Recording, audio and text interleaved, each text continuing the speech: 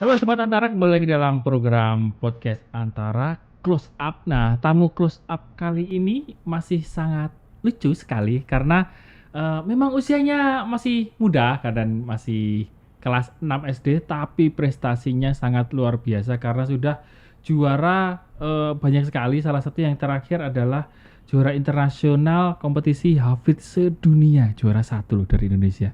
Nah, ini sudah ada di podcast kita yaitu Zaki. Gimana kabarnya? Alhamdulillah, baik. Muhammad Zaki ya. Ya, Nah, Zaki, ini kan Om bacain dulu ya. Ternyata prestasi Muhammad Zaki sangat banyak sekali, yaitu dalam musabaqah Hizfil Quran, salah satunya ada disebutkan di sini ada Top 10 Hafiz Indonesia 2020 ya, ya, di stasiun swasta televisi. Kemudian juara 1 hafalan Al-Quran 30 juz tingkat nasional di Al-Wafi Boarding School. Betul? betul. Betul. Kemudian juara 1 hafalan Al-Quran 30 juz tingkat provinsi DKI Jakarta. Ya, Kemudian juara 1 hafalan Al-Quran 30 juz tingkat internasional di Aljazair. Betul? ya, Wow, sampai di Aljazair ya. Kemudian 3 besar kompetisi MHQ internasional di Bangladesh. ya, Dan terakhir adalah juara 2 ya, hafalan Al-Quran 30 juz tingkat internasional di Tanzania. ya. Wah, luar biasa Zaki. Gimana Zaki rasanya mengikuti kompetisi Hafidz internasional itu? Ya, tentu bahagia, Hmm. tapi dengan semua prestasi yang telah diraih adalah sesuatu tantangan juga bagi saya Hmm. untuk terus apa ya? Belajar. Terus belajar mempertahankan diri dan menjaga diri. Yang paling penting tuh agar tidak sombong. Nah, waktu mau lomba tuh sempet ngerasa deg-degan nggak waktu di Tanzania khususnya? Ya, pasti. Deg-degan. Ya, pasti. Terus gimana ngilangin deg-degannya gitu? Ya, emang deg-degan tuh sampai atas panggung, sampai baca pun masih berasa ya. Hmm. Tapi ya kita cuma bisa berpasrah saja kepada Allah Subhanahu wa Ta'ala. Dan ada satu amalan yang biasa dipakai itu kalau lagi deg-degan itu biasa nenanginnya pegang dada sambil baca surah Al-Insyirah 7 kali. Waduh, subhanallah. Zaki umurnya 12 tahun ya? Ya, Berarti kelas 6 SD. SD. Ya, Kelas 6 SD? ya, Dulu aku waktu kelas 6 SD masih prosotan loh. Belum sampai ke Tanzania. Zaki udah luar biasa di sini. Nah, ini cerita awalnya gimana nih Zaki itu bisa menyukai menjadi seorang penghafal Al-Quran gitu? ya tentu banyak motivasi ya. Diajarin sama ayah sama ibu juga ya? Untuk menghafal ya di rumah, ya, jadi sendiri. Karena alhamdulillah waktu itu udah bisa baca kan. Kemudian distorkan kepada umi atau abi siapa yang sempat. Kemudian untuk tahsinnya, untuk bacaan Al-Qur'annya itu ada ustadznya. Oh, ada ustadznya, Iya, ada guru. Iya. Zaki main ke rumah gurunya ketika Iya, mau datang. belajar ya? Karena selain mencari ilmu juga mencari berkah. Oke. Dari umur berapa Zaki mulai bisa baca Al-Quran waktu itu? Saya ini sebenarnya kalau dibilang itu di antara hafiz-hafiz yang lain ya, bisa dibilang terlambat. Terlambat? Karena banyak sekali hafiz-hafiz yang lain mungkin dari kandungan sudah didengarkan dengan merotal Al-Quran. Oh gitu. Kalau saya baru belajar Al-Quran tuh ya baru belajar alif, ba, ta ya. Itu umur 5 tahun. 5 tahun? Iya. Tapi bisa langsung ini ya, menghafal di situ Zaki? Enggak. Jadi belajar alif, ba, ta itu sampai bisa baca. Sekitar umur 6 tahun saya mulai menghafal. Nah, ketika umur 6 tahun setengah sampai 7 tahun tuh saya mulai fokus untuk menghafal. Surat apa yang pertama kali dihafal sama Zaki? Ya pasti semua orang, bukan semua hafiz ya. Pasti menghafal Al-Fatihah duluan ya. Oke. Kemudian ya ke An-Nas dulu, An-Nas sampai ke juz 26 surah Al-Ahqaf. Terus udah kelar surah Al-Ahqaf itu Zaki langsung pindah dari juz 1 Al-Baqarah sampai juz 25 gitu. sampai akhirnya hafal 30 juz di usia berapa? Di usia 9 tahun kurang sebulan. 9 tahun kurang sebulan itu kelas berapa ya berarti waktu itu? Kelas 4? Kelas 3? Lupa sih. Kan sekarang kalau umur 12 Kelas 6. kelas 6. Kalau umur 9 kurangi 3 berarti 6 kurangi 3 Kelas 3 ya. 3 dong. Ya. Wow. 3 SD udah hafal 30 juz. Alhamdulillah dengan izin Allah. Gimana nih Zaki dulu ceritanya waktu mau mengikuti kompetisi ini sampai berani gitu? Apakah kasih motivasi sama Umi sama Abi atau ada teman-teman lain yang ikut membantu Zaki agar berani ikut kompetisi gitu? Ya tentu untuk mengikuti kompetisi ini Mm-mm. ya ada beberapa motivasi ya. Salah satunya apalagi internasional itu kan silaturahim antar internasional gitu kan ya. Betul. Terus kemudian dan juga yang paling penting itu mencari ilmunya. Mm-mm. Karena di samping berkompetisi, Mm-mm.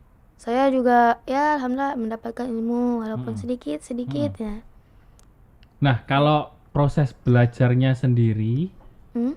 untuk bisa menghafal itu gimana? Apakah tiap hari membaca atau dikit-dikit tapi sering? Terus kemudian disetor ke Umi atau Abi gitu? Ya, jadi awal-awal mulai itu saya menghafal sehari 1 halaman. Mm-mm. Ya itu menghafalnya ya karena alhamdulillah sudah bisa baca. Jadi menghafal sendiri diulang-ulang. Kemudian disetorkan Mm-mm. oleh Umi atau Abi siapa yang sempat. Dan dengan hafalan yang sudah dihafal itu tidak boleh dilupakan, Mm-mm. maka setiap hari tetap diulang. Kemudian berlangsung sampai ketika saya mengikuti Hafiz Indonesia muncul semangat baru karena bertemu dengan teman-teman Temannya yang penghafal yang lain menghafal ya? yang masih kecil-kecil, Mm-mm. mencari pengalaman mereka juga.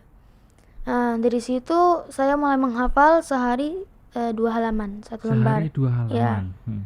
Disetorkannya ke Umi Abi itu apa? Berupa tulisan atau bacaan langsung? Ya, gitu? bacaan langsung. Ya. Berarti langsung dipraktekin di depan Umi atau Abi gitu ya? Ya. Kalau ada yang salah atau apa dibenerin langsung saat itu? Kalau salah itu biasanya kalau dulu ya dibiarin.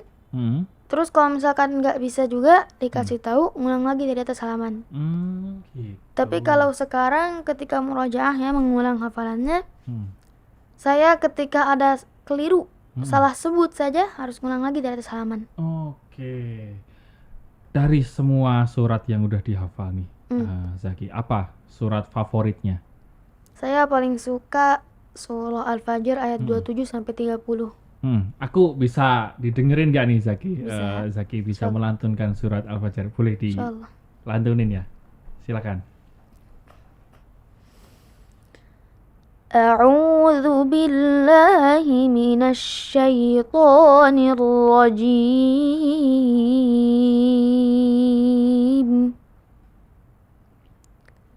Bismillahirrahmanirrahim. Ya ayyatuhan nafsul mutmainnah irji'i ila rabbiki radiyatan mardiyah fadkhuli fi ibadi wadkhuli jannati. Shadaqallahul azim.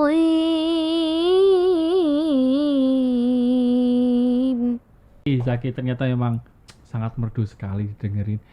Kalau boleh tahu kenapa suka surat itu? Saya menyukai ayat ini karena saya berharap ketika saya berpulang ke pencipta semesta alam, Allah Subhanahu wa taala, saya berharap panggilan ketika saya pulang itu ya ayyatuhan nafsul mutmainnah irji'i ila rabbiki radiyatan mardiyah. Wahai jiwa yang tenang, yuk pulang ke Tuhanmu dengan keadaan kamu meridhoinya dan Tuhanmu meridhoimu. Maka masuklah ke kelompok hamba-hambaku dan masuklah ke surgaku. Saya berharap panggilan itu yang ada ketika saya berpulang. Wow, Zaki kok dalam banget ya. Ini aku yang takut loh.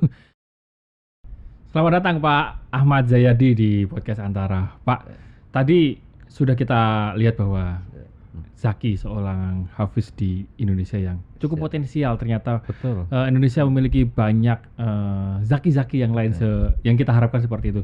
Namun perlu kita ketahui Pak bahwa kalau berdasarkan data Kemenak kan jumlah hafiz di Indonesia sekitar 0,01% dari jumlah penduduk atau sekitar 30.000 orang dari angka ini. Nah, apakah ini sudah ideal Pak mengingat Indonesia merupakan muslim yang mayoritas di dunia? Iya, kalau kemudian kita mengacu pada data itu tentu sangat tidak ideal ya. Karena kebutuhannya misalnya kalau kita menghitung jumlah desa saja. Desa di Indonesia itu ada sekitar 87 ribuan. 87.000? Iya.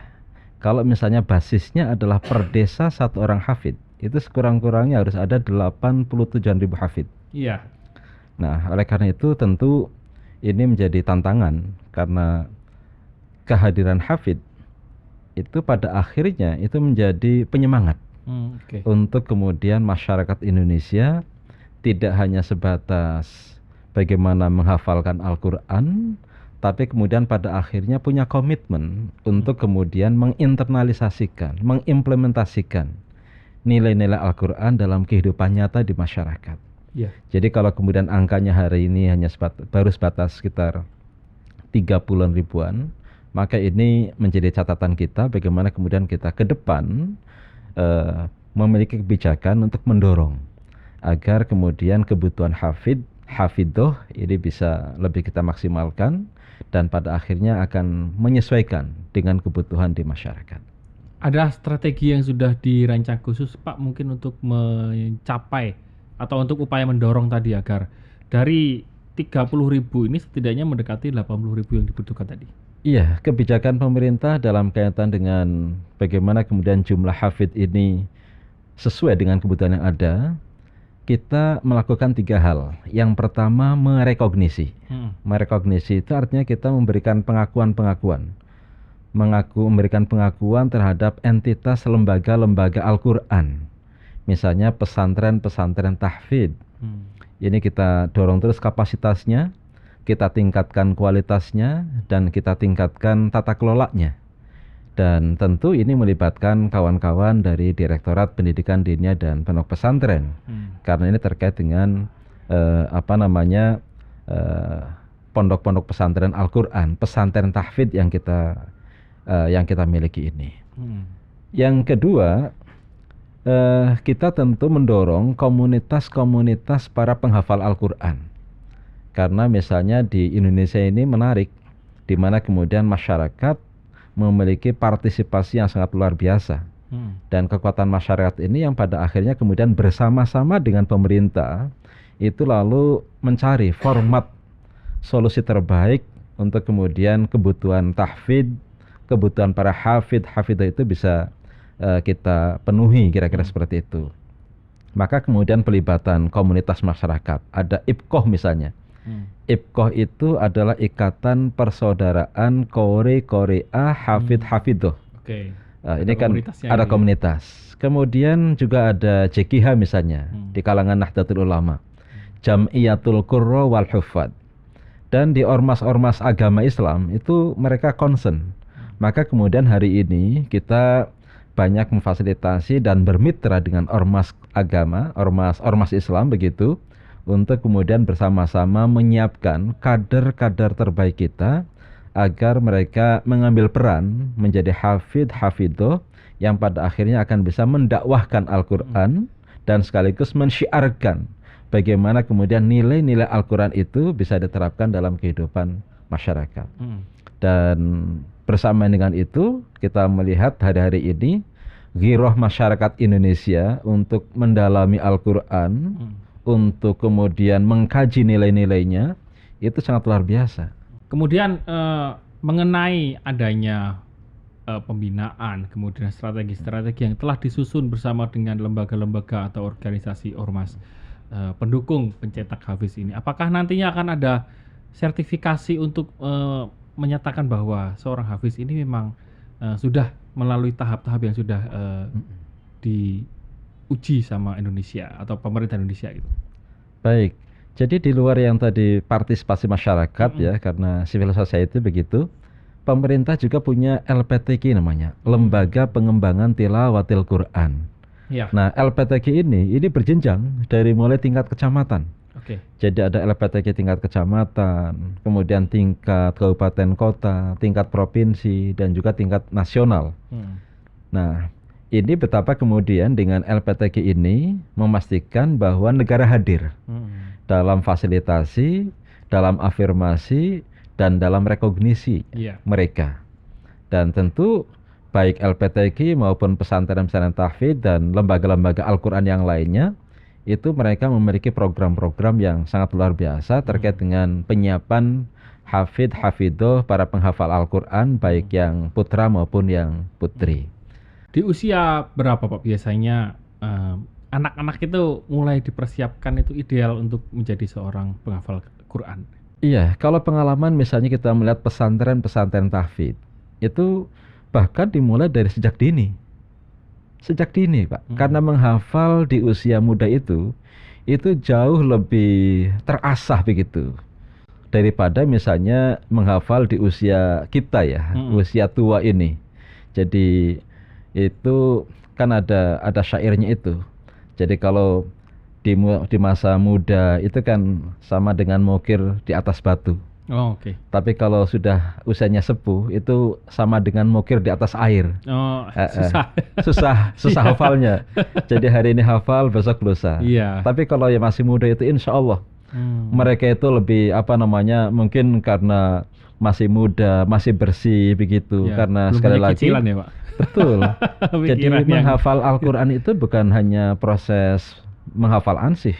Ini adalah proses-proses spiritual, di mana kemudian soal keyakinan, soal tekad, soal kebersihan hati. Ini menjadi penentu untuk kemudian para penghafal Al-Quran itu bisa cepat menghafal dan sekaligus bisa memastikan menjaga hafalannya dengan baik. Jadi ada laku spiritual, tidak hanya laku fisik.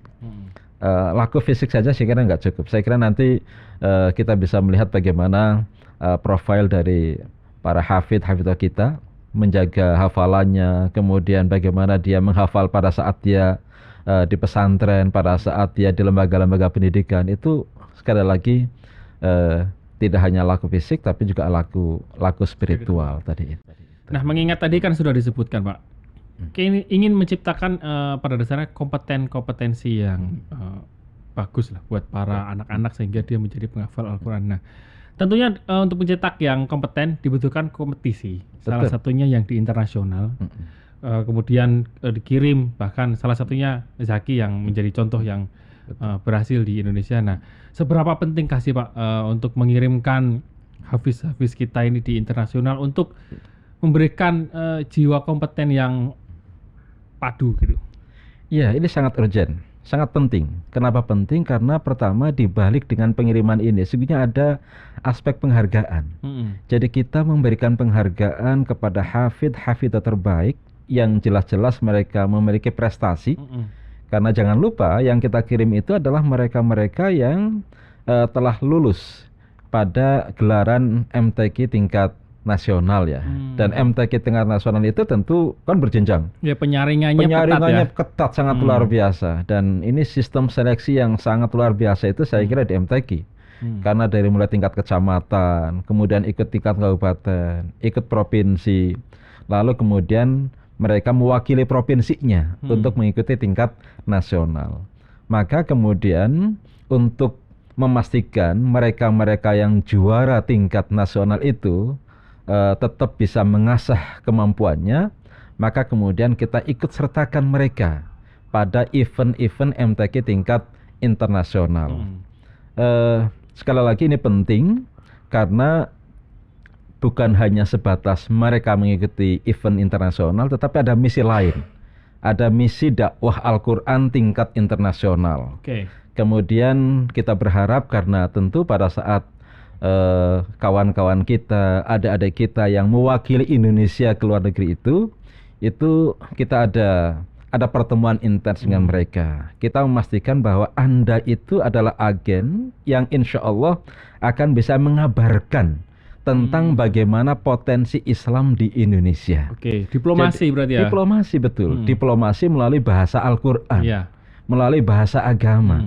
Dan ini sangat efektif, Pak. Kalau kemudian kita lihat apa yang kemudian telah mereka goreskan itu, Iya. di samping tentu ada silaturahmi internasional, tetapi ini diplomasi yang sangat luar biasa. Diplomasi mengenalkan Indonesia, mengenalkan Islam Indonesia.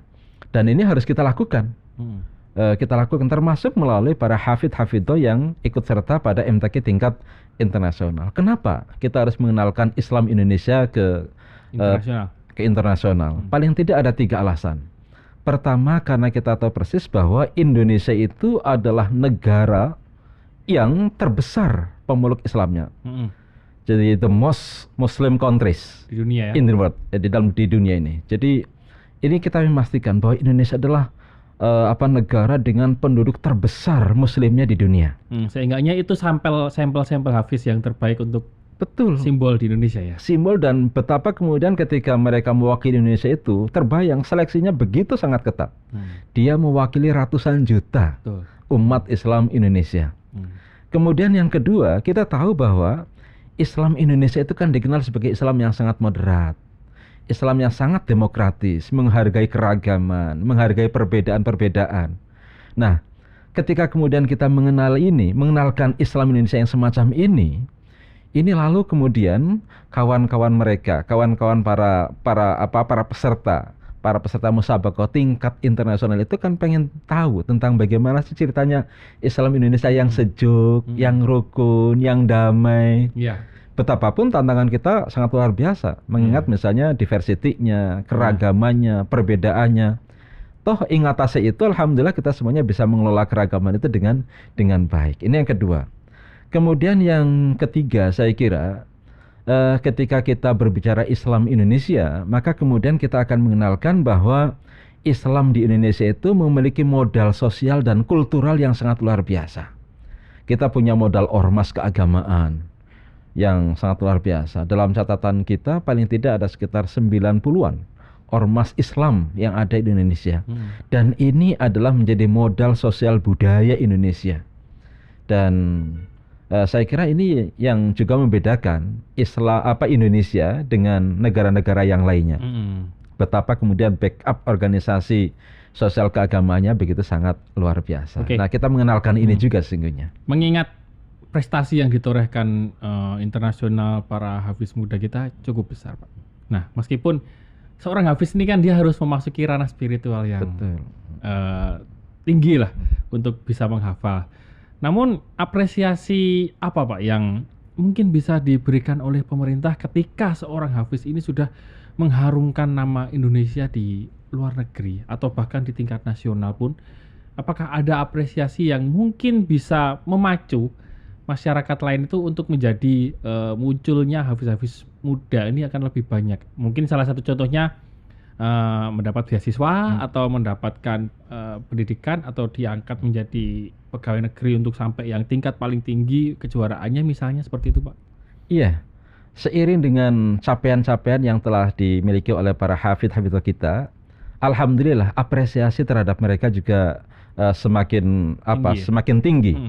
Artinya kawan-kawan hafidh-hafidho itu tidak hanya mendapatkan hadiah pada saat mereka memenangkan musabaqah, baik tingkat internasional maupun juga nasional. Tetapi pada saat yang bersamaan apresiasi dari pemerintah daerah, termasuk dari kita, dari Kementerian Agama. Jadi ketika misalnya ada seorang hafidh atau seorang qori yang telah menjadi juara begitu, itu di samping mereka mendapatkan hadiah dari kejuaraan itu, Kementerian Agama juga rutin memberikan tambahan begitu.